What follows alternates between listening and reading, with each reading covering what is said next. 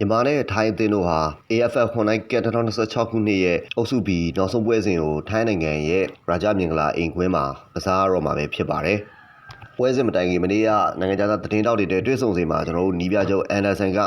ဘာတွေပြောခဲ့လဲဆိုလို့ရှိရင်အားလုံးလည်းမြင်တွေ့ကြမှာပါကျွန်တော်တို့အသင်းကတပွဲတဲ့တပွဲပိုပြီးကောင်းမွန်လာနေပါတယ်။ကစားပုံကတပွဲတဲ့တပွဲပိုပြီးတိုးတက်လာနေတယ်ထိုင်းအသင်းနဲ့ကစားရမယ့်ပွဲတော့ကျွန်တော်တို့အသင်းမှာဘာဖိအားမှရှိမနေပါဘူးဖြစ်နိုင်ရရှိတာကိုစွမ်းဆောင်ပြဖို့ကျွန်တော်တို့တွေပြင်ဆင်ထားပါတယ်။ပွဲပြီးတဲ့အခါဘယ်အသင်းအနိုင်ရမလဲဆိုတော့ခင်ဗျားတို့မြင်တွေ့ရမှာပါ။ထိုင်းတဲ့ပွဲအတွက်ကျွန်တော်တို့လုံလောက်တဲ့အနားယူမှုရရှိထားတယ်လို့ပဲပြောချင်ပါတယ်။အနားယူရဲ့အပြည့်မူကမရတာကိုအကြောင်းပြချက်လုံးမနေခြင်းပါဘူး။ပြီးတော့မမောင်လည်းမပါနိုင်တာကျွန်တော်တို့အသင်းအတွက်ကြီးမားတဲ့ထိုးနှက်ချက်တစ်ခုဆိုရင်လည်းမမားပါဘူး။မမောင်လူရဲ့ကွင်းအတွင်းစွမ်းဆောင်ရည်တွေကဒီကေခင်ဗျားတို့မြင်ခဲ့တဲ့အတိုင်းအမခန်းပါပဲဒါပေမဲ့လည်းသူ့နေရာမှာအစားထိုးဖိကစားဖို့ရတဲ့အချိန်လေးတွေမှာအကောင်းဆုံးပြင်ဆင်ထားပါတယ်အဲဒါကြောင့်ကျွန်တော်တို့ထိုင်းတဲ့ပွဲဟာအကောင်းဆုံးဖြစ်လာမယ်လို့မျှော်လင့်ထားပါတယ်ဘာဖြစ်ကျွန်တော်တို့တွေအစဉ်သင့်ပါပဲအသင်းအနေနဲ့တပွဲပူကောင်းလာတယ်ကျွန်တော်ကိုယ်တိုင်လည်းရှေ့တန်းကစားသမားဖြစ်ခဲ့တော့တိုက်စစ်ဦးစားပေးတဲ့ကစားဟန်ကိုပို့ပြီးတော့နှစ်သက်တယ်ဒီတိုင်းပဲကျွန်တော်တောင်းဝင်ယူခဲ့တဲ့အသင်းတွေတိုင်းမှာတိုက်စစ်ဦးစားပေးတဲ့နီးပြိုအတိုင်းပဲကျွန်တော်ကျင့်သုံးတယ်တပွဲပြီးတပွဲကျွန်တော်တို့လေ့ကျင့်ရေးတစ်ချိန်ပြီးတစ်ချိန်စူးစမ်းခဲ့သလိုရတဲ့အချိန်တွင်းမှာကစားသမားတွေလိုက်လို့နိုင်ခဲ့တော့လဲကျွန်တော်တကယ်ကိုအတိုင်းမသိဝမ်းသာတယ်မြန်မာကစားသမားတွေဟာကျွန်တော်ရဲ့နီးပြွာမှာလိုက်ပြီးတော့လုံနိုင်ခဲ့ကြတယ်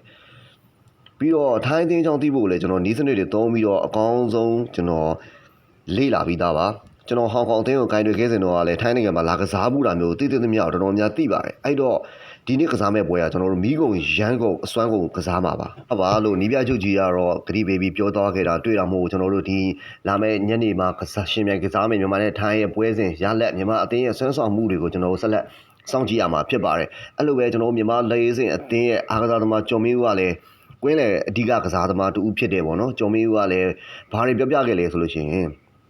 ပွဲမတိုင်ခင်သတင်းစာရှင်းလင်းပွဲမှာအားလုံးသိပြီးသားဖြစ်တဲ့အတိုင်းထိုင်းကလက်ရှိအုပ်စုမှာအင်အားအကြီးဆုံးအသင်းပါဒါပေမဲ့ကျွန်တော်တို့ဂယူးဆိုင်မနေပါဘူးရှိန်လဲရှိမနေပါဘူးကျွန်တော်တို့အသင်းကိုပဲပို့ပြီးကောင်းလာဖို့ကြိုးစားမှာပါထိုင်းရဲ့အိမ်ကွင်းမှာကစားလို့ဖိအားဆိုတာရှိလားလို့မေးမယ်ဆိုလို့ရှိရင်လည်းဖိအားဆိုတာမရှိပါဘူးကျွန်တော်တို့မှာဖိအားတစ်ခုမှမရှိဘူးဘာဖြစ်လို့လဲဆိုတော့ကျွန်တော်တို့နိုင်ငံသားတွေတော်တော်များများကထိုင်းနိုင်ငံမှာရှိနေလို့ပါပဲအဲဒါကြောင့်ထိုင်းနိုင်ငံကိုကျွန်တော်တို့အိမ်ကွင်းလို့ပဲသဘောထားပါတယ်ကျွန်တော်အသင်းဘော်တွေအားလုံးလည်းယုံကြည်မှုအပြည့်ရှိပြီးသား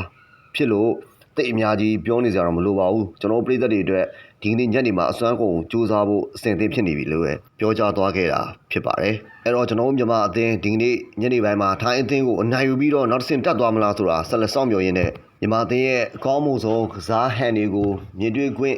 ရမယ်လို့မျှော်လင့်ရင်းနဲ့ပဲကျွန်တော်တို့ဆီမီဖိုင်နယ်ကိုမြန်မာအသင်းတက်လှမ်းသွားမလားဆိုတာဂင်ခုံစိတ်လှုပ်ရှားစွာနဲ့ဒီကနေ့ညနေမှာစောင့်မျှော်နေအောင်ပါပဲဖြစ်ပါတယ်ခင်ဗျာ